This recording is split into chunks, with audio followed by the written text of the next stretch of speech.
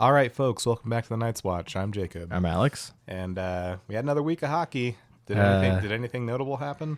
No, not at all, right? Like nothing major. Yeah. Team's just playing well. No major signings, right? Or Anything to address? I don't think so. Nah, let's address it real quick. So big news. The team did indeed sign Carter Hart to a PTO, as was rumored / reported. These microphones are really good. They're picking up my dog's claws on this. I know they are. Yeah, we kind of talked about this a few times, and my stance has not changed. Neither have I. I don't agree with this move on any level, on a hockey level, on a contract level, on a Personal level, like a moral, whatever you want to call it, level. I just don't know why they. I'll take that back. I know why they're doing this, because that's the MO of the team. It's like you said a couple weeks ago. It's win at any cost. If the best player available is available, and you go after it. I mean, you can feasibly attain that player. And if you can use the circumstances around that player to squeeze them out of it any sense that you can. Yeah, but no, they're gonna go and look at Marner for example. They went out, best player available, and attained him. I'm not saying they're gonna do that all the time, but he was readily available and he wanted to come to Vegas, right? Hanifin, Hurdle. Nobody knew Hurdle was available, but we found out later from the ownership that he was available because he didn't want to stay in San Jose. Mm-hmm. But it's not equating to the situation of, I keep seeing the thing. Not guilty, whatever. Hey, you know who else is not guilty? OJ. And we knew that man did it. Like OJ wasn't guilty. Why are you acting like... Alex, he had his day in court, okay? He had his day in court, and the jury found him not guilty. And then he wrote a book, If I Did It, and described the exact murder. Well, that was just pure fantasy, because he didn't do it because he went to court. That means he didn't do it. I mean, at minimum, Carter Hart's a weird sex pest that has no boundaries. And that's the thing. If people want to... What the pushback that I always get from these fucking chodes online is, well, he had his day in court, and... someone literally said this. You're just trying to manufacture outrage. This is someone on the team subreddit, which is a fucking cesspool of idiots the last few years. Yep. You're manufacturing outrage. You don't care. Facts, not feelings, bro. He's innocent, which again, people don't understand that not guilty does not mean innocent. Nope. Does not. It's not. Yeah. But, it's clear that people being driven by this are, They don't care. They don't care about the player. They're just using this as an opportunity to take a middle finger towards quote unquote wokeness or quote unquote cancel culture. No, I agree. And it's not even that.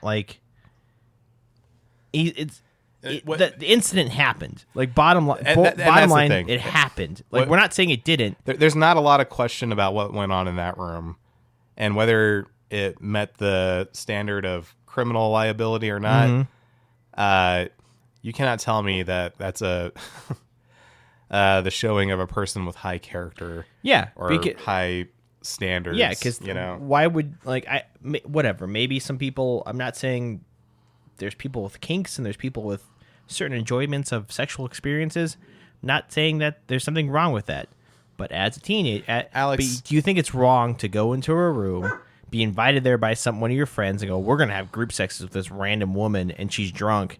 Do you think, not as a high level, future hockey player, you don't go, "Maybe I shouldn't do this because it's gonna affect my character and my standing in the future. It's gonna come out eventually." I know they were 19, whatever. They're young kids. They're stupid, but put it to you this way, man. If I walked into the bar and you and all the boys were there, and I was like, "Guys, come here. I have a girl, a teenage girl, and get this. She's had 13 drinks. She's ready to go. Come on, boys. Let's do it." Yeah. It'd be immediately would that not strike you as... it'd be what the fuck is wrong with predatory or whatever, That's... And here's also the other thing I've seen is well, he didn't organize it. I'm like, well, he also didn't stop it. He also didn't say, "No, man, that's fucking weird. Why would I do that?" I don't know who the main, or was it Dubé or Foot? I think it was one of the two. I don't right? fucking remember. But It wasn't the one that like actually sent all the texts out, right? But still, he came to the room. Again, morally, I don't agree. It's bad. Yeah, of course, found not guilty doesn't mean it didn't happen. Doesn't mean. But I also see the stuff where like, well, the judge says like you know she's not a reliable plaintiff. You know this. You're going back and forth. Like imagine being a 27-year-old girl being up on trial. Testifying about shit that happened like 10 years ago. 10 years ago when you were blackout drunk and you're being pressured by a bunch of I can't strong remember what dudes. I did when I was blackout drunk 2 days ago. Exactly. Like, yeah. And then it's not I would know if I woke up with a sore asshole. Yeah. No, literally. Like, but then that's taking that aside.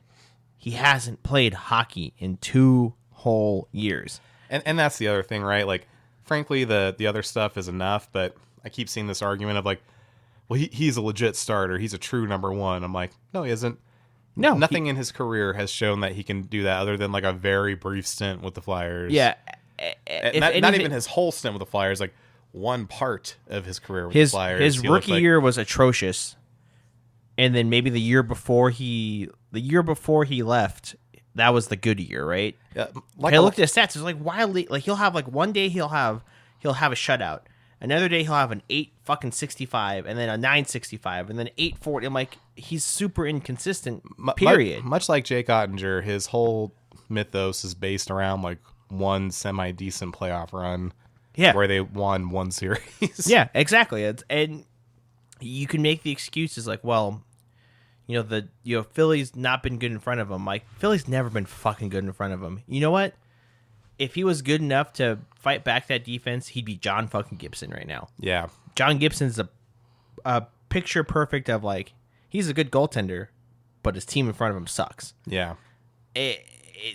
You're creating unnecessary goaltending drama. Like, Schmidt's looked decent. I know in Boston he got lit up, but the defense hasn't looked good. He looked great in the relief with Calgary. He's been great in backup roles. He took the role from Samsonov last year.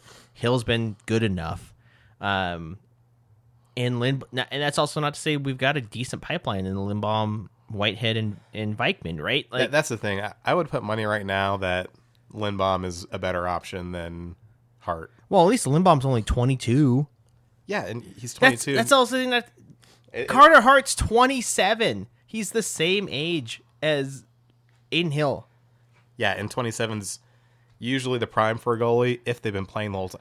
How much has scoring gone up in the league since Carter Hart played? In 2 years. Yeah. It's been insane. I guarantee you his first start, he's going to get fucking lit up and like pulled after like 18 minutes. Yeah, he can't play until December. Like, regardless, he can't play in December. If we sign him after this PTO, like, what is he actually going to look like in this PTO? Like, he's going to go to Henderson first, right? Obviously going to get some warm-ups there. But we all know the AHL is a nightmare. Like, you don't know like you said, there's an interview with the goaltender. Like, you don't know where the fucking puck's going to go. Yeah. These guys are just winding up and hope it hits something solid. Like, morals aside, I just don't think we needed to do this. We weren't goaltender. I know we both said, hey, we need a goaltender, but we don't need we need a backup. Like, well, and that's the thing. Like, honestly, I'm like, do we need a goaltender? What is with this team and goaltender drama? Like, no, exactly, fucking exactly. And like, part of me is, I'm almost going to the point, like, you know what? They should have just fucking kept Thompson. Like, yeah, just keep him. How does this team have so much drama? Whatever Thompson's character issues were, apparently they're not nearly. Apparently they're so much worse than whatever Carter Hart's character issues are. I guess so. Like, but that's the thing. If he could have shown but. You can't be apologetic and be on trial, right? Because if you're on trial and you're apologetic, you're guilty. Yeah. He never wanted to be found guilty. He's never going to say, hey, I regret what happened, because it's going to go back. Because that means you did it. That means you did it. You're never going to say that he's been advised by his agents, his lawyers, whatever it was. He's never going to actually say that. But I don't think, even if he gets signed and he, has a career here and shit, even if he signs and that big what if, he does really well and plays great, right? And him and Hill win the trophy, the Jennings, and it's just a great pairing. I'm never gonna be able to be like, yeah, I'm okay with. I love this goaltender. I'm like, no, you're always going to have that specter behind him. Like, even with, like, Leonard, like, I know Leonard did less, and obviously he wasn't convicted of anything when he was with us. Yeah, but even when Leonard was here, I was like, I just have a weird feeling cheering for this guy because of, like, of what you, like, just read about him and kind of his personality and shit he's done. Even, like we talked about, like, what are you going to do when we see him in Henderson? I'm like, I don't want to boo the team, but I'm not going to cheer for that guy. Yeah. Like, no, exactly. Yeah, and it's just unnecessary. It's unnecessary. It's a stupid fucking move. If you have to preempt your move with a statement that says about your core values. What are those core values? Yeah, like what doesn't that not wash away your core values like at all? Like, and that's also the thing that kind of killed me was like this all happens, and generally the hockey community and like our hockey didn't really push on it or like joke about it too much because they all know they have skeletons in their closet. It's like, this is not the first man to have fucking a criminal record or shit in their closet that, yeah, like, hockey is full of it. And that's the unfortunate part. We love a game so much that's got like pretty bad morality issues and pretty bad youth culture, right? Well, and that's the thing. It's like a lot of things with hockey when you learn about what the players are really like. You're like, shit. It's a lot of reminders that the average hockey player is rich because you have to, like, born rich because you have to come from a rich family to be able to have ice time when you're fucking 2 years old. Rich, white, uneducated, basically a 7th grade education because they stopped going to school. Yeah, there's just all hockey. Yeah. And with no consequences and like basically unlimited money. So that's not the recipe for a good person. These are people that, as much as we romanticize the idea of like, oh, you know, dig down deep and struggle and compete and go into war on the ice. I'm like, you're playing a fucking game. The hardest thing they struggle with is playing hockey. Exactly. Their job that they're paid to do. Yeah, they've never been furloughed from their federal job for like fucking a month. They never, they don't get laid off. They never been on fucking food stamps. They never fucking had to work 3 shitty jobs just to barely make fucking $40K a year. Also to say, like, obviously if like it goes to a, you know, with the NHLPA, they can go to like a union disagreement and be locked out. But like, most of these guys still They'll be just fine. They'll be fine. Those guys that we see in Henderson that we never heard of, they're making more money than us. Yeah, oh yeah, they're making like they're living in like 80, 90K. Like they're living nicer lives than we do. I mean, look at Alexander Holtz. Like, he was fucking roller skating to from his nice big Summerlin house to the pool. Yeah. I walked by Brandon Hickey's truck in the parking lot on opening night, and it looked pretty nice, pretty new. Yeah, career AHLer. It's you probably you make what some money, right? 80K truck. Fucking yeah, exactly. But like, no, I mean, like I said, aside from the trial and everything, it's a move that makes no sense. Like, well, yeah, and I'll shout it out again. God, what's her name? Hannah Burkell, I think, from Vegas Hockey Now. Hockey Now or Hockey Night or something like that. Yeah, they're trying to. They're kind of a new page trying to get themselves going. Mm-hmm. But she did like a statistical breakdown of Hart, like in all situations, like versus playoff teams versus non-playoff teams, on back-to-backs, on this, on that, and that, and like all of it added up to not good. Yeah, he was at best a serviceable backup, and that's why I get like steam sometimes when people are like, "Well, he's a true number one. He's a good goalie." I'm like, you don't know what you're talking about. You're just this is almost like a separate complaint, but it's what sports fans do all the time. They just go off of name recognition. Literally, like, well, the TV told me he's good. I saw a clip of a really good save he made once. Yeah, they lost that game 6-3, but you know, one of those saves was really spectacular. Yeah, literally. And frankly, dude, I'm just gonna say, like, Vegas fans are fucking stupid about goalies. I know we went from last week we were talking about how smart we are about the money, and now we're just but like the Vegas fans know how LTIR works. They don't know how they don't know they don't know what a good goalie looks like. Like, year one Fleury forever broke this city's brain about what a good goalie is. Yeah, a good goalie isn't flopping around to make those crazy highlight reel saves. Those are nice. Those are cool, but a good goalie is making good decisions, being in position, being a part of the structure. Yeah, being predictable. Yeah, and being the last line of defense. Yeah. And I was talking to someone the other day, and they were talking about Hill, and they're like, oh, he's so bad in the shootout. And I'm like, yeah, who gives a shit? Exactly, because shootouts aren't real. They don't matter. Like, I think it was me, you, and Tyler were talking about how he's not great in the shootout, but we all agreed, like, who cares? That's like it's not a playoff statistic because it doesn't fucking happen in the playoffs. You just have to be a decent to good goaltender. I mean, give Robin Leonard credit. One thing he did say once was someone said that said a comment like that on Twitter, and granted, he probably had better things to do than be responding to trolls on Twitter the way I do. But he just like responded and said, shootouts aren't hockey with a smiley face. Yeah, and I'm like, no. And people got mad. I'm like, he's fucking right. Like, it's not going to matter. That shit doesn't matter. And I'm like, as far as like within gameplay, if you get to the shootout, you're getting a point anyways. A shootout's basically a tie. Yeah. And frankly, if you're relying on those extra points, you're not a true contender anyway. And if in the course of a game you're letting up breakaway after breakaway after breakaway, I'm sorry, but like at that point, I want to say it doesn't matter because obviously you want to keep it out. But if you're a team that's letting up all these 1-0 breakaways, I'm like, guess what? You're not a good team. No, you're not. So it doesn't matter. At a certain point, no, it doesn't matter if the goalie's stopping them because it's just a symptom of you being a dog shit hockey team. Yeah. No, I agree. I mean, it just makes no sense. I mean, I hate it. It's unnecessary. Oh, and by the way, are we going to need to pay any notable free agents next year? Should we not be saving every dollar of the fucking cap that we can right now? Yeah, because like, what happens if you do sign them to a PTO and you end up signing them to like what 2 by? The rumor is they're planning. It's a handshake agreement. They're just waiting until December, but it's going to be 2 years times 1.8. But you need to save all that money you can for Pavel Dorofeyev. As we lead into the week, he leads the league in goals. Yeah. 6 goals in 5 games. I think Pinto just scored just now, so Pinto's up on him. But man, Pinto's on fire.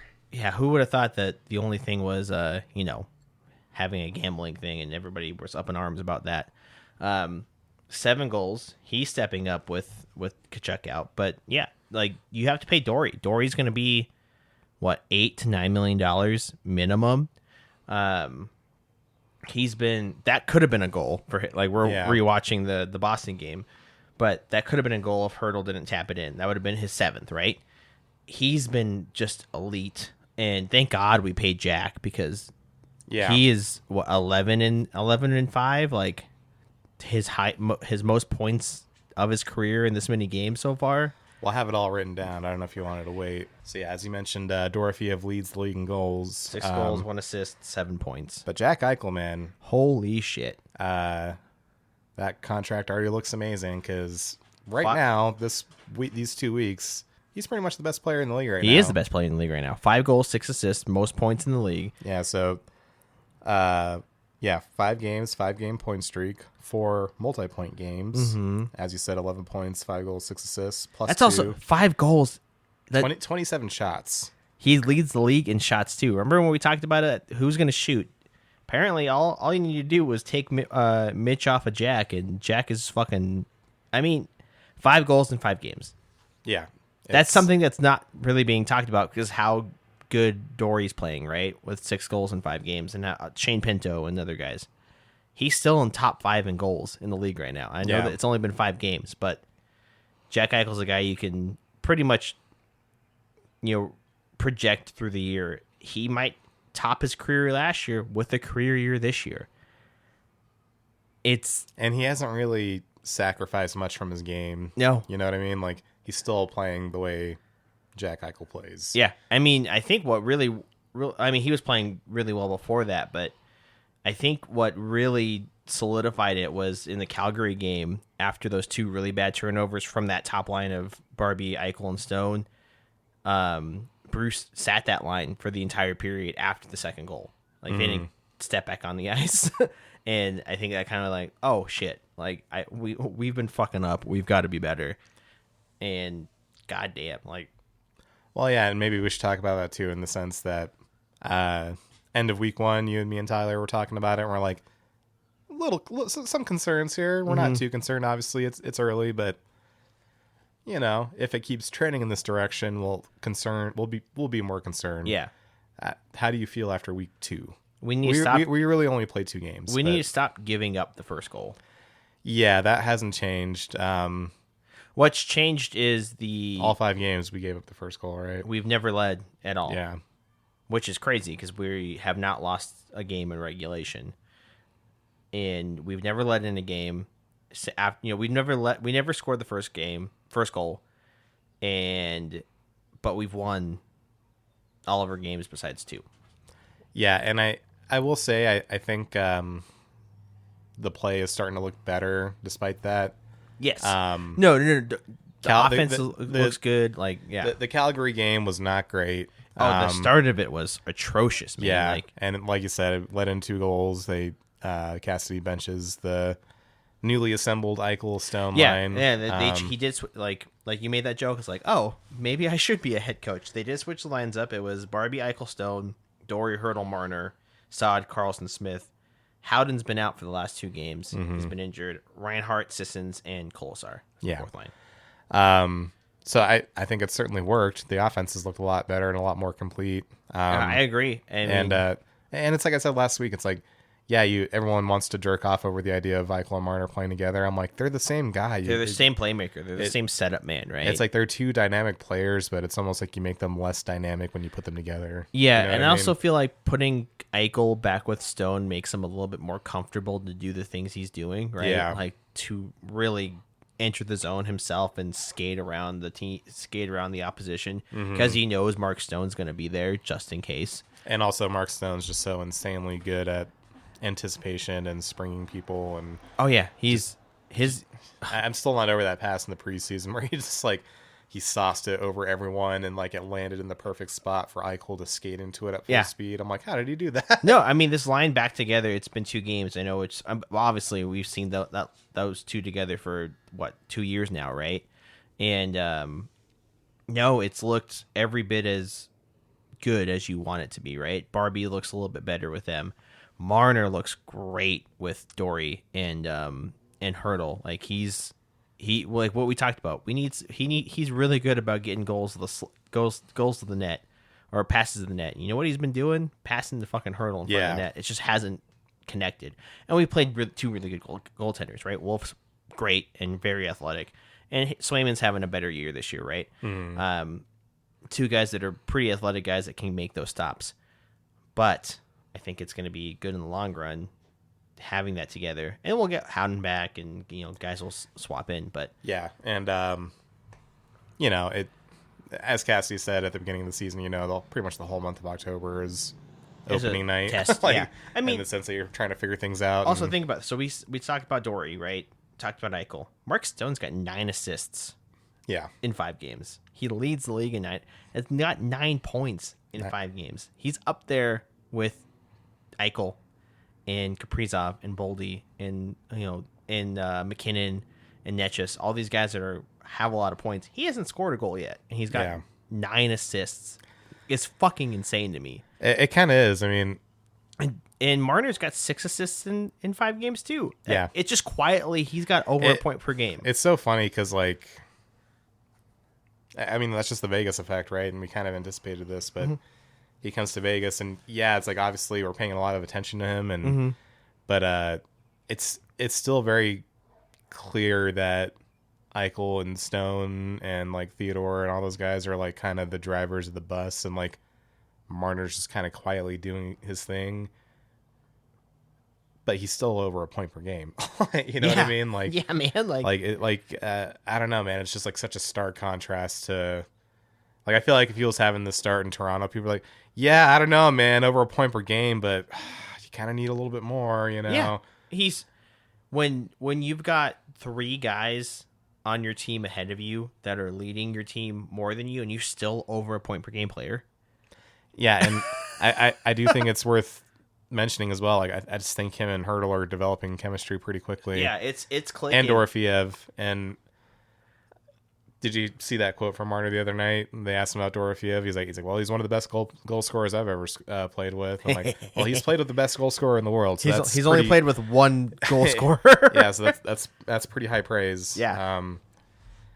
And yeah, I don't know. I just that as this team has kind of had a lukewarm start. It's looked better the last 2 games, at least offensively. At least we won in regulation in the last 2. Yeah, right? and I think that line was the first to start buzzing.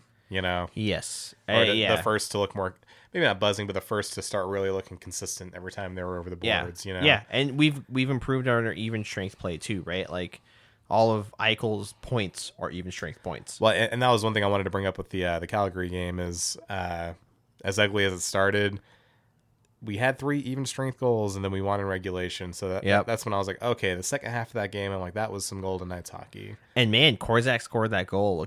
Nice wrister from the circles, and just the way that he pounced on the loose puck. Yeah, he drove to the puck and then shot it in. And you joked, you're like, he's playing against Wolf. I'm sure that felt great. Oh yeah, after all the years in the AHL playing against each other, after the fucking after Calgary, Calgary Heat, Stockton Heat, Calgary Wranglers just fucking manhandling the Silver Knights. Oh my god, I'm sure he felt great about that. But yeah, he's looked good too. Like, the defense is picking up. I know Hannafin's supposed to be back tonight, maybe. Oh, I haven't checked they're both day to day, and they're saying that he might play tonight because it was optional skate today, I think, so it's not definite. But defense hasn't been that bad. I mean, I know it's only been 2 games, right? But like Boston, you're gonna get. They're fast and they've got fucking Pasta and Geeky, and both those guys can McAvoy. I will say. Yeah, this Boston game, as we're rewatching it, it did still kind of had some alarm bells. There's some defensive positioning issues, I think, and some passing. Like you keep harping on the Pietrangelo thing. There's not been enough. There's not been enough smart passes to get out of the zone, right? Smart passes and just everything. I could just go on and on about how much I miss that man on the team. But just the way he could just absorb a hit and then clear the puck, totally. He'd almost invite people to come and hit him just so he could absorb it, bounce off of it, and then they bounce off him, and then he just turns around and fires the puck. Yeah, they lose a man, so now it's a fucking 4-on-3, right? Yeah, but and I will say as much as I don't want to talk about it, and everyone at the bar when we were watching it was trying to talk themselves out of it. I was like, it wasn't exactly a great showing for the goalie. No, Akira Schmid did not look good. He looked good for 3/4 of the game, and then it kind of collapsed there, right?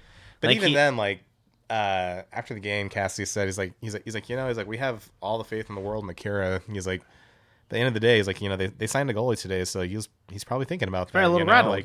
Totally. He's a human being. Those are things that you think about. The amount of people fans I know that don't fucking read anything is after Hill. Well, we didn't mention that in the Calgary game. We're kind of all over the place. In the Calgary game, when everybody looked good, in the first period, Hill took a shot from somebody. Mask came off. He went across the crease and jumped in the air to basically catch a puck straight in the thigh.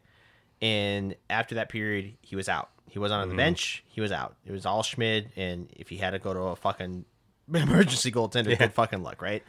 So he was out. The kind of worry was shit, it might be a long-term thing. And the whole thing I saw was Hill's injured, sign Hart. Nobody realized he can't play until December. Yeah. He can't. It doesn't matter what you have right now as a goaltending tandem, or if you had to bring somebody up as injured, that's all you have. No one's coming to save you until December. Exactly. If Hill was out, they would have had to call up Lindbaum. Yeah, they would have been screwed.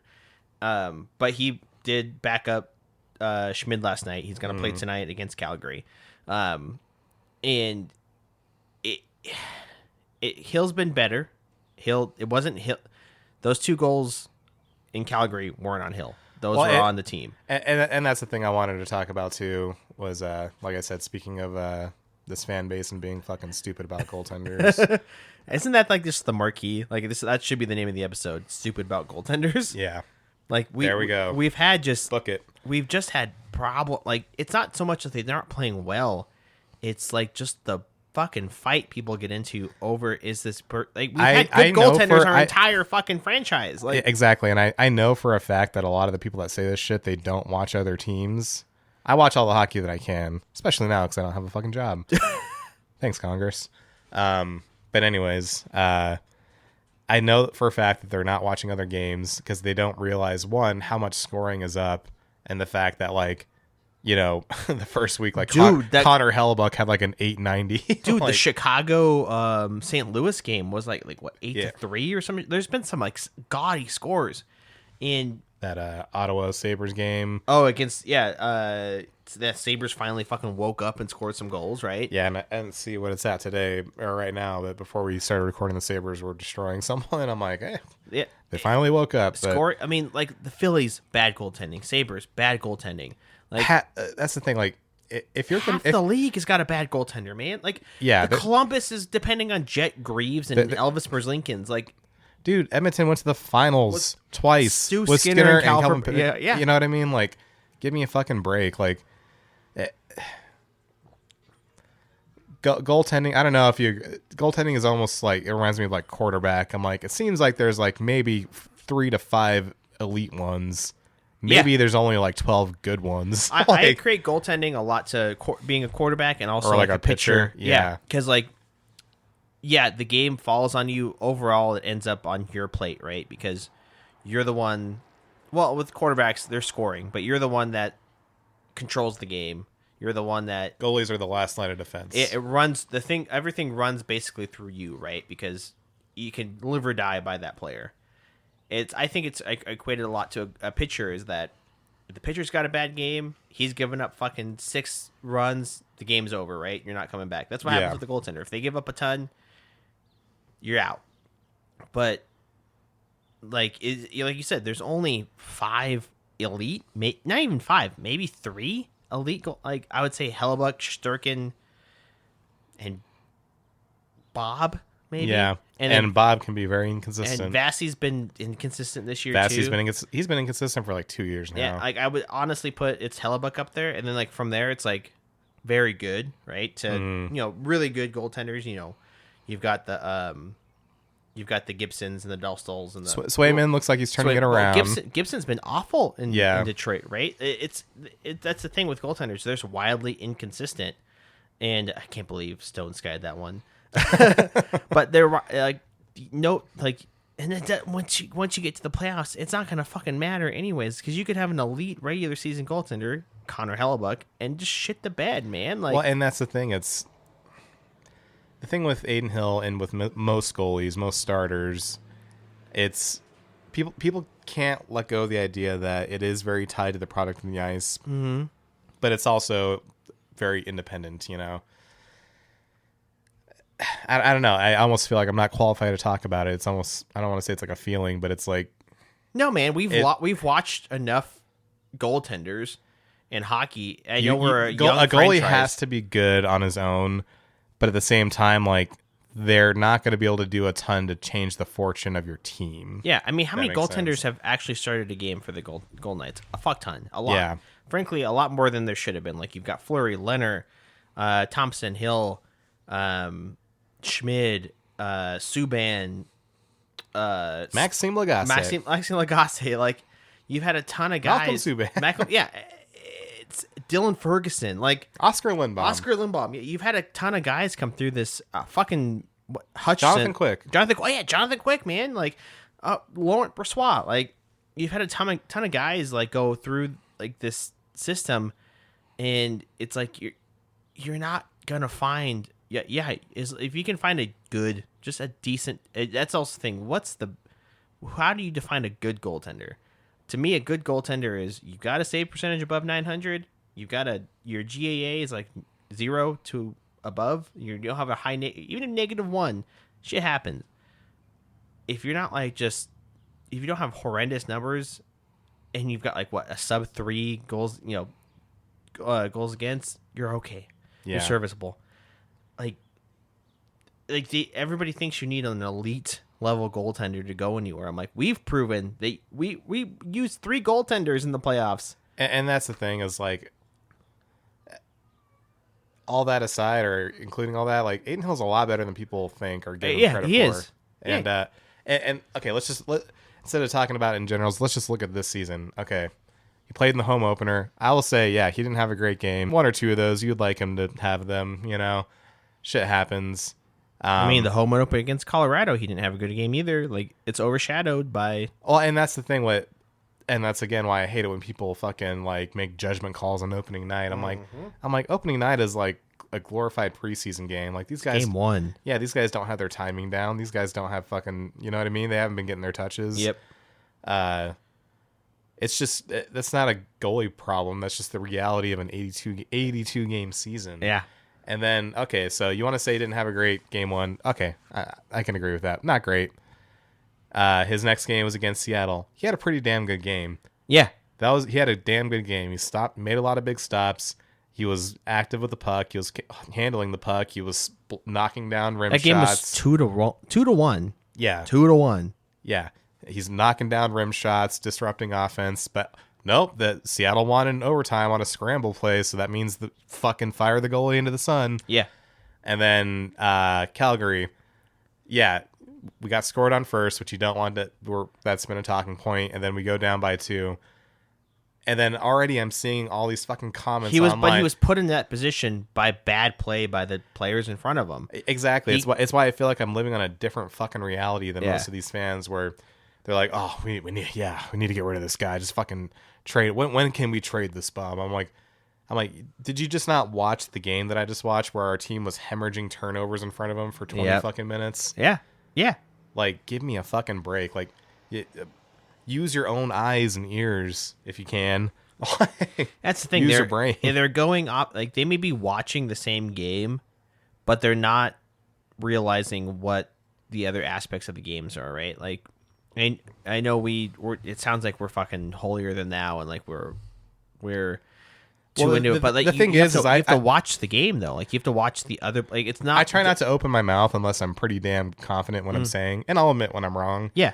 But man, these people, and what kills me is like you can tell they're thinking emotionally, and Hill was never the favorite. Everyone fucking loved Thompson, which I love. We both love Thompson. Yeah, exactly. I have a Thompson jersey. Yeah, I still we both have a soft spot. I drafted him in fantasy. Yeah, we both have a soft spot in our heart for Logan Thompson. But the bottom line is you don't need two. That's the thing that kills me is like you're never gonna have two good goaltenders. You're lucky if you've got one good goaltender. And the fact of the matter is Aiden Hill's a good goaltender. He is a good goaltender. And Schmid, I think he's a good backup. He's a very serviceable backup. Like, would you rather have him or fucking Ivan Fedotov or Samuel Urson? Yeah. Or, Elvis Merzinkin's fucking look what's going on in San Jose right now. Their goaltenders are literally hemorrhaging them games. Like, oh yeah. Well, it's like I said the other night. I'm like, their goalie's been bad when the OnlyFans bots in the comment section are making comments about it. Like there's bad goal. There's been bad goaltender play. Like, but again, I mean, look at fucking at Darcy Kemper this year. Oh, they've both been bad, right? Like, yeah. He's on IR now, right? It's been so bad that they had to trade Tampa Bay for Phoenix Copley, to have another backup because he's not been good, and he was a Vezina contender, right? Like, the only real good goaltenders, it's been like Shesterkin, and he hasn't been helped out by the team in front of him, right? And I know there might be someone listening to this and be thinking like, yeah, this is why we need Carter Hart, because we need all the help you need all the help you can get, and in our system, he can do what you're describing and be good enough. Can he though? He has not played in 2 years. Yeah. He has not played in 2 years. And the league, and the point I'm trying to make is the league has changed in those 2 years. Scoring is way fucking up. Scoring is so insanely high right now that he hasn't seen a league that there's games where look this game and it's 6-5. And then after the game, Cassidy's like, "Well, you're not going to believe me when I say this, but I thought this is one of our best games." Like there's games that are 8. It's routine now. Like you don't see.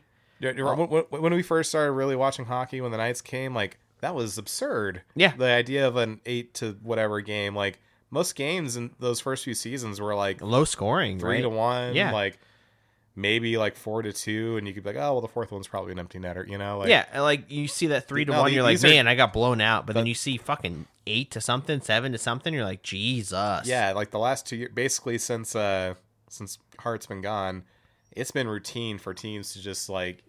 you open the scores for the night and like, oh, at least one team got their asshole blown out fucking by 8 goals. Yeah, like, there's always at least one game where that score is just got. It looks like a fucking football score.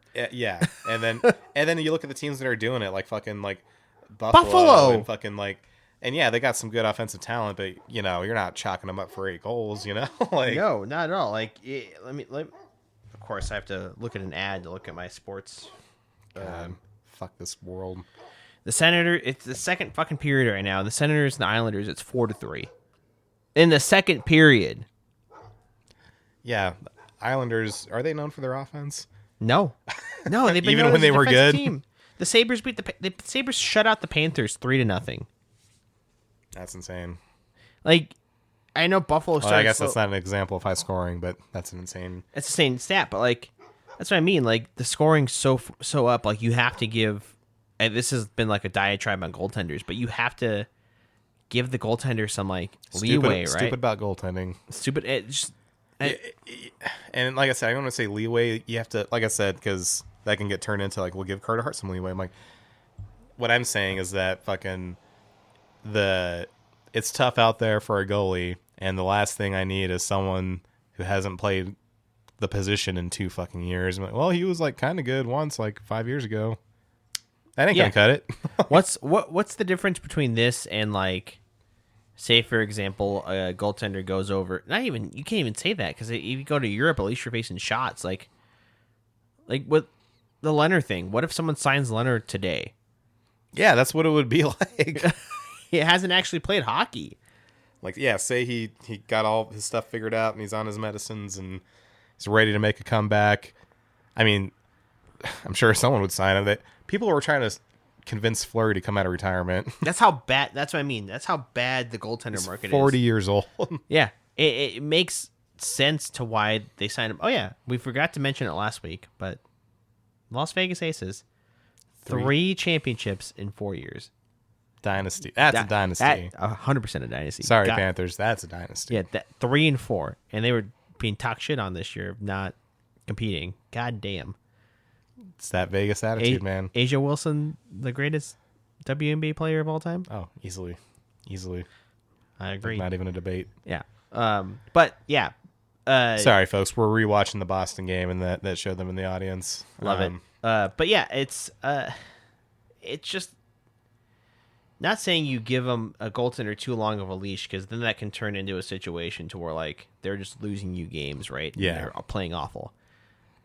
As a fan base, you also can't overreact to like one game or even and that is what they're doing with Hill. I don't give a fuck what they say. Like, this is all stemming from people feeling shitty that we lost our first home opener since 2020 fucking or 2019. Like, guys, like, and this is a quote from Kelly McCrimmon a few years ago, and it's true. This fan base is fucking spoiled, dude. extremely. They are fucking spoiled. We lose the home opener, and no one likes to lose the home opener. It's a shitty feeling. Whether you're at the game or you're at the bar, or you're home alone, cuddled up with your puppies. Yep. It's a shitty feeling. But guess what, guys? It happens all the fucking time. Yeah. Half the teams in the league lose their home opener. Yeah, exactly. Like, I'm pretty sure Edmonton Good lost teams. their home Yeah, opener. I say good teams lose their home opener. Yeah. I mean, Bad teams win their home opener. Edmonton did, because they lost to Calgary in the shootout, yeah. So shame shit. Like, and those fans aren't freaking the fuck out about it, right? They have every right to, because Stuart Skinner's not a good goaltender. And as I said, and not to pile on, but they lost that game because of a glaring mistake from Stu Skinner. Not like, oh, it was a fucking breakaway and the guy scored. No, he just made a bad choice. Yeah, the Hill stuff was like breakaways and like good Hill goals, good shots. Yeah, the Hill stuff, and this was like one of my hot takes a few months ago. I was like, the goals against numbers on this team might not be pretty, and I'm telling you, it's not going to be because of anything the goalies are doing. It's going to be because Alex Pietrangelo isn't on the team anymore. Yeah, it's going to be the defense is learning, and they're still learning each other. Because one of the best defensemen in the world is no longer playing for us. Yeah. Did you see? I think we talked about it. Where it's going to take time. Yeah, they officially announced the season-ending LTIR, and it was like, I don't know who the pundit was, but like, oh, future Hall of Famer Alex Pietrangelo was on season-ending LTIR. Friedman said that. Friedman, yeah, and everybody's like, future Hall of Famer, bitch, yes, yeah, 2 cups, And so, like multiple gold medals. He's never won a Norris. I'm like, yeah, and Erik Karlsson did, and he had a fucking minus 20 something. So give me a fucking break about the Norris. Like, shut the fuck up. Like, if there's some guys. These trophies that get voted on by the media, I'm like caring about them less and less by the every year. Yeah, he is a Hall of Fame hockey player. I think we looked it up. He led. I'm getting to the point where the only trophies I care about are the Vezina and the Art Ross. Because the Vezina is voted on by executives and the Art Ross is voted on by players. Yeah, and usually the Vezina who wins the Vezina is de facto the best goaltender in the league. Like, and I'm just like, fuck these shitty writers and their shitty opinions. Yeah. Yeah. With Pietrangelo, it's like you can tell like the defense is missing him, right? Like, yeah, there's some issues with there's issues with what's his name? With Lausanne, and Korzak's really stepped up, and they're just missing a presence of, is there a leader? Is there a big body? Is there a solid guy? I think they are. I mean, he's been since he's been here with the Knights, he's been the de facto leader of the defense, and shit, damn near the de facto leader of the team, right? And you miss a guy like that. I know he's with the team and everything, but there's a difference between with the team and on the ice. Yeah. You don't have that guy on your bench going, here's what the fuck we're doing. Like, which... You don't have a guy on the bench that's like, follow me. Yeah. But which I think there's some guys stepping up, right? And I also think that Cassidy knows that he doesn't have that presence anymore, so he's going to have to step in more as a coach than he has before. I do think, and that's another thing that I should have mentioned when we were talking about our performance the last 5 games. We haven't had Noah Hannafin for 4 of them. We haven't been. We're saying we've been bad, but we've been winning fucking games, man. Exactly.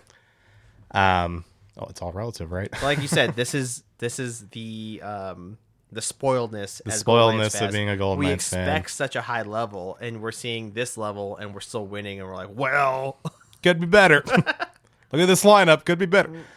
I will still say this is the best lineup in the league.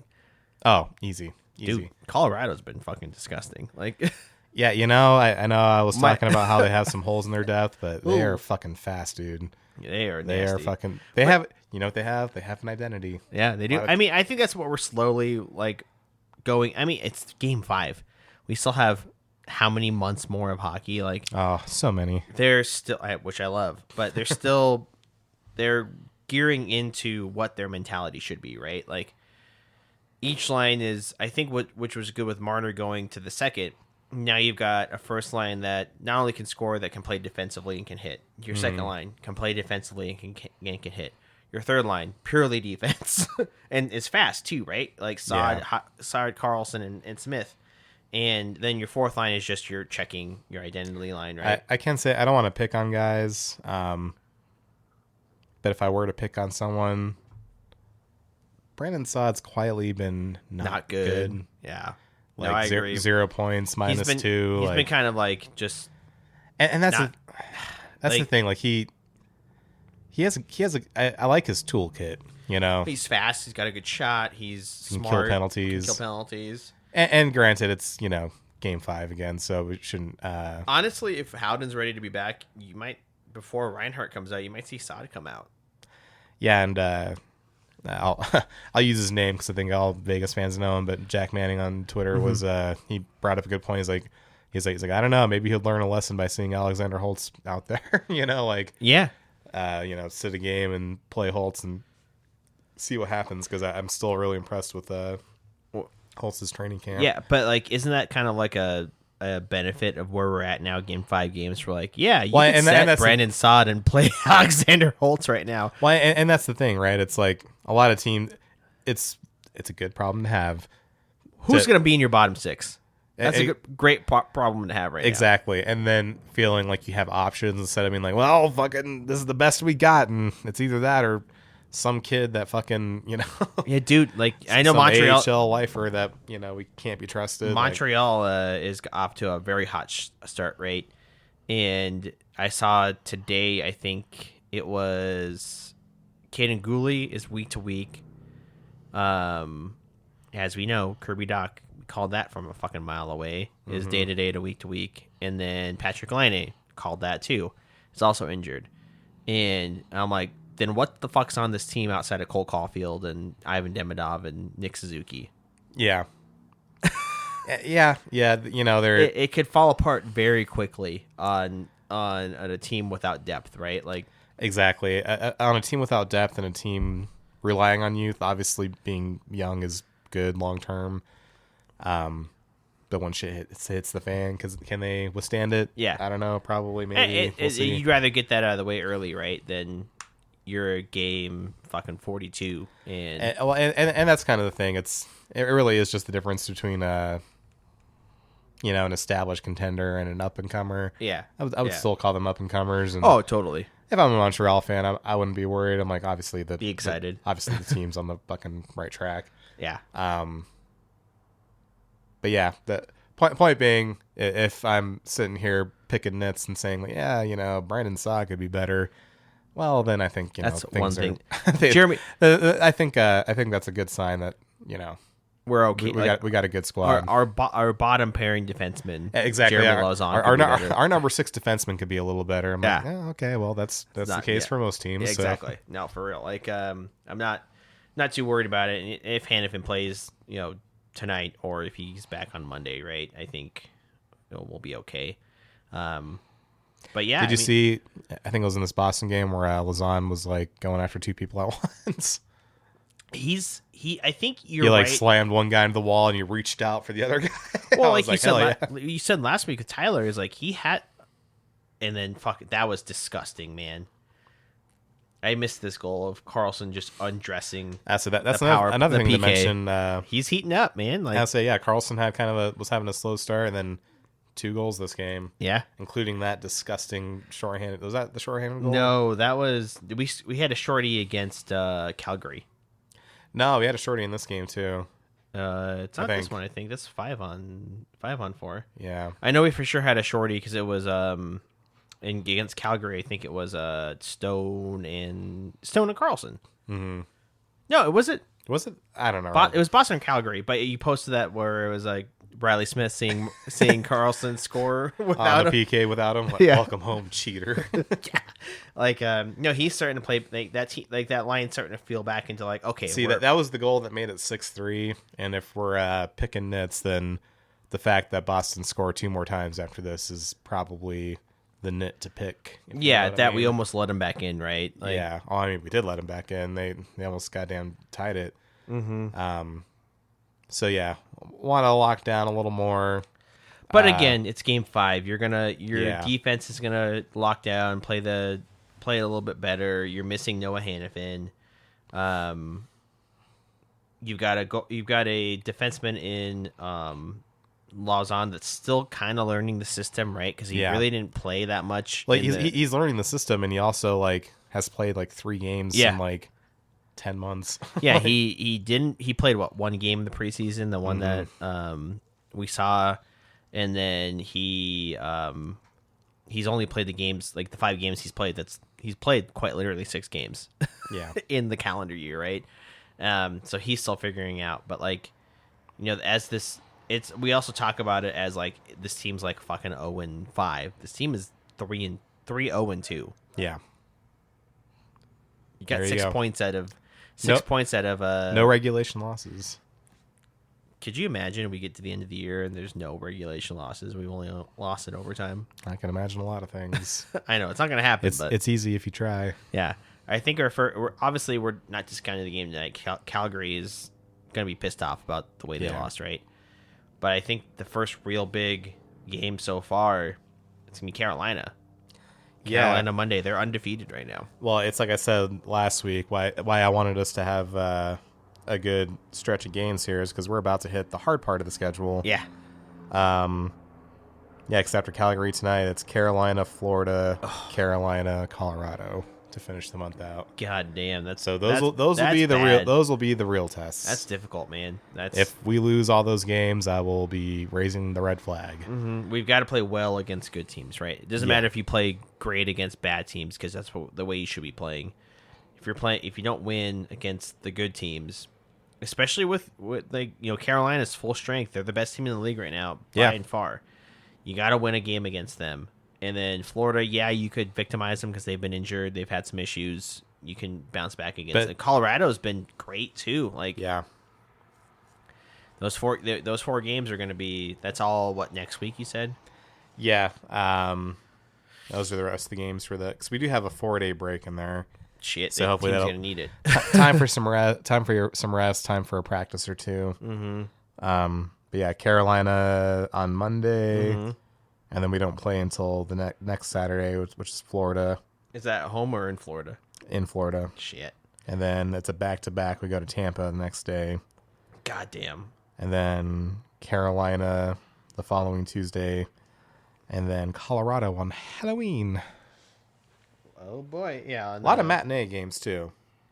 AKA Nevada Day. Yeah, exactly. Monday is a primetime game. The Florida game's 3 p.m., but that's a Saturday. Then 2 p.m. on Tampa on Sunday. Mm-hmm. 3:30 p.m. on Tuesday against Carolina, then 1 p.m. against Colorado on Halloween. Oof. It's gonna be difficult, man. Like like you said, this is the stretch. For this month, anyways. I haven't really looked at November, but it'll be the first tough stretch of the schedule. Oh, 100%. Like, yeah. I mean, we've got to win. Like, not got to, but like we've got to look good. The way I view it is, I would say, if you could split, get the split. You know what I mean?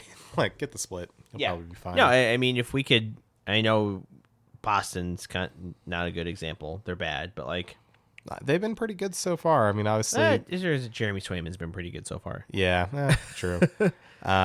They've been solid. They've been riding high because they've got a lot of guys that want to prove that they're not bad. Maybe that's the reason. Swayman's been really good. He wasn't great this game, but neither was the rest of his team.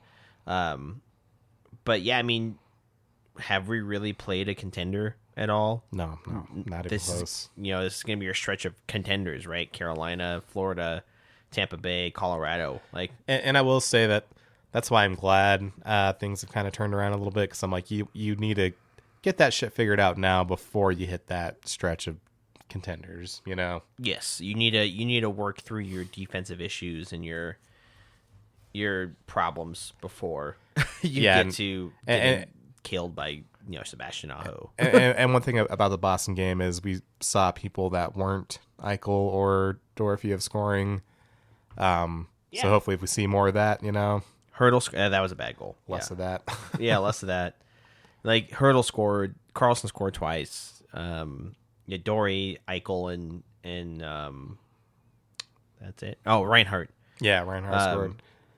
So yeah, I would say that's scoring up and down the lineup. Yeah, it is. Got a guy from each line score. Yeah. I mean, yeah, we'll see. I mean, we got scored on Korzak scored the game before. Yeah, it's all if we can open up the depth scoring and not sacrifice, defense. Jesus Christ, that's probably someone saw that like, oh well, gotta sign Carter Hart. Oof, that's pretty bad.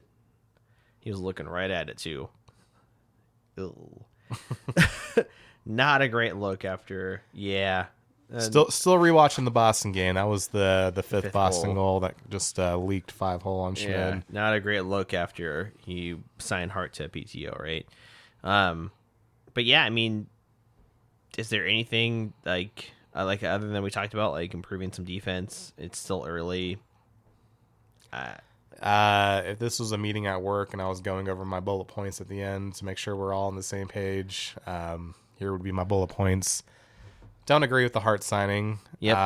That's besides the point. I think we all agree on that. Yeah. Not all, but the two of us. Yeah, so all of us in this room. Not all the chodes online. People are overreacting about Hill, and Schmid for that matter. We'll wrap up all those 3 points under one main bullet that says people are dumb about goalies. Yeah. Stupid about goaltenders. The offense is looking better. The team's looking more cohesive. And I think we're going in the right direction. I think if the first week I was feeling mild concerns, I would say those concerns are starting to be abated. We'll see how tonight goes against Calgary. Yep. And then, we're going to have some fun games this month. Good teams, yeah, really good teams. Teams that are disciplined. Someone on Florida might kill a Golden Knight. You see Marshawn like freak the fuck out today in Buffalo. Like, I didn't watch it, but I heard it. yeah, so we might have some chippiness against some of those East Coast teams. But no, I agree. Like, let's all taper our expectations and our takes on goaltenders. Yeah. It's still early in the season. 5 games is too early to judge on a season, even if Hill played all 5 games. Too early to judge. Shit will change. But you can judge how good the forwards have been. Yeah. The guys that you wanted to show up have shown up and really shown up, right? Like, they've all been what you wanted them to be. Agreed. And on the defense, Whitecloud looks good. Whitecloud's looked a lot better than I think people realize. I'm very happy with his performance. Yeah, I agree. I also wanted to bring one thing up. I know we talked about Saad, but Kolesar has been a little, not like invisible. He's on the ice, but he hasn't done anything. But you don't want him to do anything. There was a play in the Boston game where I was really cringing. He had a clear chance to get it out of the zone, and you try to do like a sideways back pass, and he turned it over. I'm like, dude, just get past the fucking blue line. Yeah, and it's still him trying. Like, you know, some of these teams are like doing a little too much. Like, not teams. These guys want to do a little too much. Yeah. You just take a breather, take a breath, do what Alex Pietrangelo did. Take a breath, clear it. Yeah. That's all you need to do. But I feel sad because our hockey fans, like you said, like, they're smart about some things, they're dumb about plenty of things. They are slowly starting to get into the overreactionary process of every franchise has, of like, one guy has a bad game and ship him to China, trade him, get rid of him, bench him. I'm like, that's not how. There's 82 goddamn games. Like, I get pissed off that because I'm a big baseball fan. You know, I'm a huge baseball fan. Yeah, isn't baseball like 100 and something? 162 fucking games. That's fucking insane. A guy can have a bad week, and you're like, no, trade him. Like, give the dude fucking a couple months. Like, yeah, this game plays from fucking March until fucking October. Like, it's gonna be okay. But yeah, you have to. It's something that a lot of people lack is patience. Yes. You have to have some patience with a season that's so long and so many games, and a game alone, and with hockey that's 60 minutes. It's a long game. It's an hour and change of play. Get to overtime, a long play too. And you have to have your team can't win. Statistically, cannot win every single game. Yeah. Your team cannot look good in every single game. They're going to look tired in plenty of games. It's a long fucking season. Have a little bit of patience, especially early on. If we're talking like this and we're like, well, we've only done. If we're talking like this in December, maybe panic. Yeah, to me, it's American Thanksgiving, aka the only Thanksgiving. Yeah. Wasn't it Canadian Thanksgiving like last week? weekend? Yeah. They're like, what? They're asking Cassie, like, what are you thankful for? I'm like, what? Yeah. Like, oh yeah. What do they do until Christmas? Remember? I mean, you still got Halloween, I guess, but like, what do you do between Halloween and Christmas? Are they the ones that originated putting up your Christmas tree the day after Halloween because they just have nothing to look forward to? Maybe. I mean, I think about it. I'm like, ours is in November. Like, maybe Canadian Thanksgiving is. I mean, I think it's obviously there because they oppressed their Native Americans earlier than we did. Yeah. So, give or take. But, yeah, I was saying, like, is there a Canadian holiday between... I don't think so. Like, no, I don't think so either. Like, Boxing Day is, like, after... It's the day after Christmas. The day after Christmas, yeah. Like... It's basically just an extension of Christmas. Yeah, so it's not like it's... that's a good point. Like, what do you do? What do you look forward to? Christmas? I guess. And then maybe it's like more spaced out. And then they don't get the 4-day weekend for their Thanksgiving because ours is on a Thursday. Then most people, if they're not in retail, they'll try to take that Friday off and have the weekend. Yeah. Theirs is on a fucking, like, on a Sunday or something. I'm like, you just go to work the next day? Yeah. I guess so. Like, That's awful. I think I saw something where like they're like comparing Canadian Thanksgiving to like American Thanksgiving, and they're like, well, it's on the weekend, and then I could take Monday off or I'll be satiated. Someone's like, no, American Thanksgiving's on Thursday. You eat as much as you possibly can, and drink as much as you possibly can, and you sleep on Friday. You drink again on Saturday. Yeah. Eat all your leftovers, and you relax on Sunday, and then you go back to work. Small correction. Wednesday night, you get blackout drunk. Blackout drunk. You wake up Thursday, you're hungover, you start making Thanksgiving dinner. Whether it's the whole dinner, thankfully I'm usually just responsible for one or two side dishes. And then you're hungover and you drink. You're hungover, you crack open a holiday cocktail. Holiday You start making your side. For me, it was this really great broccoli casserole that I want to make again this year. Do it. In Victoria. I'm excited for the holidays. Yeah, me too. It's close. And in Victoria makes Halloween, Thanksgiving, and Christmas. That's the best 1, 2, 3 punch of the year. Victoria makes a great mashed potato. We do some sides and everything, depending on who's coming. But a little bit of I know we've got all of 30 people that listen to this, but a little Jacob and Alex back. Alex, that's part of being a podcast, is being personable. Do you remember the year? You got to put your face out there. You got to put yourself out there. Remember the year we went to we were at your dad's house and we didn't leave until 6 a.m. So that Wednesday we got absolutely fucking blackout blitz. I just remember everyone passed out, and then the sun was rising, and me and my sister were out on the porch, and she's like, "Damn, I thought you said your friends could hang." I was like, "I don't know, dog." She's like, "What should we do?" I'm like, "Let's walk to McDonald's and get a McGriddle." I'm pretty sure Bob wasn't drinking that night. She was just smoking. But I was drinking and smoking. Oh, well, good for her. Not anymore. But no, I remember getting home. I remember driving across town, dropping off Mike, and getting home at I shit you not, 8 a.m. Yeah. And my entire family was awake and downstairs, fucking making breakfast and shit. And my dad's like, "What happened? Why are you home so late?" I'm like, "Don't fucking talk to me." And you need help with their Thanksgiving. I'm like, "I'm gonna go to sleep. Give me fucking 4 hours to we don't need to eat fucking Thanksgiving at 4 p.m."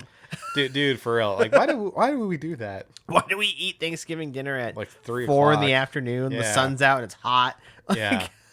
I mean, I guess it makes sense in the sense that you wake up, you start cooking, and then when everything comes together, you're like, all right, we're eating while it's hot. That's what my mom does. And now then you have time to take your post Thanksgiving nap. And you can eat, and then you can sit there and drink some cocktails and hang out, play some games, and that's what we do: dick around and have a good time. But yeah, I vividly remember walking in the house and my dad going, "It's a little. What time is it?" I'm like, "Don't bother." Being 22 years old, going, "No, please." Yeah, I'm a little bummed though. This holiday season won't be the same. With the furlough from being a government worker, it has been nice in October in the sense that I've had time to enjoy my Halloween festivities. But Thanksgiving, my dad and my stepmom are not coming down because my stepmom's parents are getting quite elderly. So no, we're going to go to Minnesota this year. I'm like, I get it, I understand, but go to Minnesota, Jacob. No, I don't. You don't want to do that. It's gonna be so fucking cold. I don't want to be around her dad. Watch their house. Oh, there we go. Hey, you guys need a house sitter? Yeah, watch their house and watch their dogs. They got 2 little dogs. Yeah, but watch some Golden Knights hockey in Seattle. There we go. On their porch with a couple puppies. Oh man, see, that's a good idea, but that's why we're friends. I do want to be in town. No, totally, yeah. So I want to see my niece and my nephews, but anyway, so it won't be the same on Thanksgiving, and then usually I spend Thanksgiving with them. Even though I'm a 33-year-old man, you got to split up your holidays when you have a diverse family. We're still young. I'll usually spend my Thanksgiving with them, and then Christmas I'll see my mom and my stepdad, and then also see the kids both holidays because I'm not going to not see the kids. I mean, come on. But and because of the furlough, I had to burn through all my PTO and then borrow 32 hours of PTO. So I won't be able to take any time off for Christmas. So it's going to be a Thanksgiving without my dad and then a Christmas without time off. Well, here's what I'll say. I know this is... Bring a flask of whiskey to the office? Do that. Okay. Whenever the whenever the government does come back and it's Christmas time, look at your boss in the eye and going, fuck you, I'm going to Seattle. What are you going to do about it? LWAP. Yeah. Leave without pay. Exactly. I ain't going to be here. You don't have to pay me, but I'm not going to be I'm not going to be here. Literally. You could do that too. Like, no, it sucks. I mean, I'm just reading about, it's like, it's a good thing that hockey's back, because if this happened in the summer, I feel like you and I would both like fucking blow our brains out. Yeah, if it was 120 degrees out and I wasn't getting paid and there was no hockey, I would be in a pretty dark place. Yeah. At least now you have like, something. Jacob, what'd you do? Like, well, I emptied my savings account so I could go to the pool bar and fucking drink mimosas at the pool until I fucking passed out. No, yeah, at least there's some distractions, and that's kind of the bad part, right? Like, it's not there for everybody, but at least you have hockey, and god damn it, Carter Hart's not gonna take that shit away from us. Nope. And that's one thing I wanted to say before we change subjects at the beginning, but if I have a final note on that is I'm not gonna be one of these people that's like, oh, I don't have season tickets, but I wouldn't cancel them. I'm not gonna say I'm not a fan, whatever. The reality is that these situations are all over sports and all over all teams. And you brought up a good point. We had a good few years where we could pretend that we were different. Yep. That illusion's been shattered. And no, I don't agree with this team, and I don't feel I'm not going to feel differently about the player, but I'm also not going to feel differently about the team. Mm-hmm. Because at the end of the day, it sounds cheesy, but this team has given me a lot in the sense of a lot of joy, a lot of joy, a lot of good memories. I've met a lot of friends because of this team. Everyone at the pub, that's what we bond over. Yeah, our friend team, our friend circle has grown so much over just hockey alone that we now personally know people. We've been over to people's houses. We know them personally. We're friend. Like, we can call each other friends. We're not like, hey, that guy from the bar. Exactly, like, and shit, we've had Tyler and Kyler on the fucking podcast multiple times. Like, exactly, and like we've been to parades and you meet people, and it's called nuance, Jacob. It's called that. Well, people aren't capable of that, Alex. No, I get it. It's a very polarizing situation. I'm not discrediting anybody's opinions, anybody's past experiences, anybody's traumas. There's some point where you have to be like, listen, I know what happened, but you also, and we both agree, we don't agree with the way it all went down in court and everything that will happen. We don't agree with the situation, but you also have to understand that the man was cleared of charges. He's allowed to go back to his job. You can't stop you can't stop him from doing his job. We don't like it. We're never gonna like it. But what's the ethos of, like you said, of this team? They're always gonna go out, if available. They're gonna go after the best player available. And goddamn it, is he not the best goaltender available? Because Alexander Georgiev and all the other guys that have been signed elsewhere, fucking dog shit. Yeah, and that is the other point I was going to make was, so this team, they really need to stop with the whole like nightly values bullshit. Yeah, I saw that. You posted on Reddit. It's like, I'm done with it. Like, it was like from the Silver Knights, protect the unprotected. I'm like, unless she's a teenage girl that's had 13 drinks, in which case, by all means, go for it. Yeah, and people are freaking out about that. I'm like, well, is it wrong? No. Yeah. Like, and you know what? It is what it is. But like I said, forevermore, no more making fun of Evander Kane or making fun of whatever. We are them. We're at the same level. We've gone to the, it's unfortunate because, like, we know that hockey culture and everything is always been like that. But I know, maybe it was like we were naive to think that we could always avoid it, right? Yeah. But they've made good decisions of... We had a good few years where we could pretend that we were different. And that was kind of what the identity of the team was built off of. Or the only negative or only things that other opposing fans can latch onto was like, well, LTIR, or this player did hit somebody on the ice and I don't like him for that.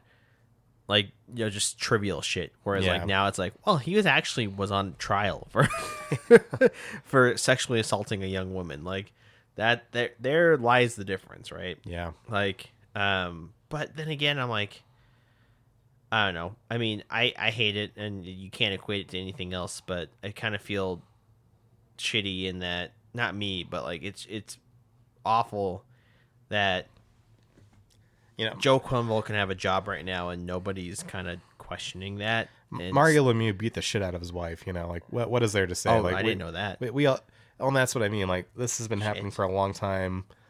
Wayne Gretzky's a fucking alcoholic that wants to sign his country over to fucking the Orange Man. Yeah. The sport is full of bad people, but I'm still going to take the good from it because that's basically what I do for the rest of the world. Yeah. It's mainly bad and mainly full of bad people, but I take what I can, and I live to fight another day. Yeah, I think this is a good discussion after a very controversial moment in. Oh no, people are just gonna be like shit that's been pissing me off. People like, if you dare say anything, they're like, well, there's 31 other teams, bud. I'm like, shut the fuck up. Shut up. Yeah, no, fuck off. Like, you are not the warden of the fucking fandom. No, like, and that same person's freaking the fuck out that Aiden Hill, God forbid, had a bad game one. Yeah. You know what? There's 31. I'm gonna say that when there's 31 other teams, bud. I'm gonna say that from now on when someone has like, well, this team isn't playing well. If there's Carter 31 other teams. If Carter Hart gets cut from his PTO because he's dog shit, well, there's 31 other teams, bud. Yeah, like that sounds. Also, the thing is, like, we haven't officially signed. He can go be the starter in fucking Tahoe. Yeah. What happens if we do sign him and he stays in the AHL because he's just not good enough? Yeah. What if he ends up in the EC because he's just not good enough because he's been out of hockey, and we started it with this and we're ending on it. He's been out of hockey for, you don't understand, when you and I don't even understand, even though we're extremely aware of the way hockey works. Us as laymen and have never played the game, most people have never played the game. Being away from the game as a skater and a defenseman alone, that's hard for 2 years, right? Mm-hmm. I can't remember who it was, but they tried to come back and it just wasn't good. Yeah, like there's exceptions to the rules. Jonathan Toews, he's been okay. Patrick Kane's been okay, right? But in such a demanding position of a goaltender, you haven't seen I know you've seen it before, and you saw it, when you're younger. You haven't seen NHL and AHL professional hockey shots in play in 2 years. It's like signing a fucking beer league goaltender and going, "Hey, get in there, guy. Like, good luck. You got this." Yeah, like it's. Again, don't get me wrong. Like, I get it. Trial aside, I get the idea of like, well, he was a starter in Philly. He had some decent games. He had some decent years. Of course, like, we're gonna want to test him out. 2 years of non-hockey play, like just not playing hockey, like not playing professional hockey. Like your timing's off, your glove is off, your paddle's off, your stance is off. Like, maybe sure you were practicing in your hometown. And how many new good players have emerged in the league since he's been gone? Like, all right, learn the book on all these guys. Yeah, like, when you were in the league 2 years ago, you had the book on what against Philly. You had the book on Crosby, did you see that thing and where Couturier. I think it was Montembeau. He's like, oh yeah, he's like, I have the stick tape and the handedness and the shot of every player memorized. Yeah, I saw that video. Like, you're telling me that Hart's going to have to come in the Pacific, like, you're going from the East to the West. Going to the West, you now have to understand Macklin Celebrini, Will Smith, William Eklund, Tyler Toffoli. That's just on the Sharks. That's the worst team in the goddamn fucking division in the conference. And then Connor Bedard and Frank Nazar. And then in LA, Quentin Byfield, Adrian Kempe. I don't think Logan Cooley was in the fucking Logan league. Cooley. Clayton Keller, I don't think was fully developed at that point. Like, yeah, I mean, he was in the league, but he wasn't like at the level that he's at now. No. And, like, Sean Dursey, and I know he's injured, but like, and then like what Colorado's got, and he probably played Marty Natchez a little bit, but Arturi Lekonen, and you didn't play Nathan McKinnon that much. Fucking Maverick Bork and Wyatt Johnson sure as shit wasn't weren't in the league when he was playing. Like, there's like all these guys that are like essentially stars now. Like, and you're coming into the West to play those guys. You don't know. Yeah. You've never played them before. Yeah. I mean, well, guess we'll see. We'll see. Well, we won't know until. What choice have we? We don't know. We won't know until December if he does sign, right? Like, Well, hopefully I have a job by then. We'll see. The way they're going, It's not looking great. Not looking great. I know it's hard to say because I have a job, but shit, apply for everything you fucking can. Like, at this point, fuck them.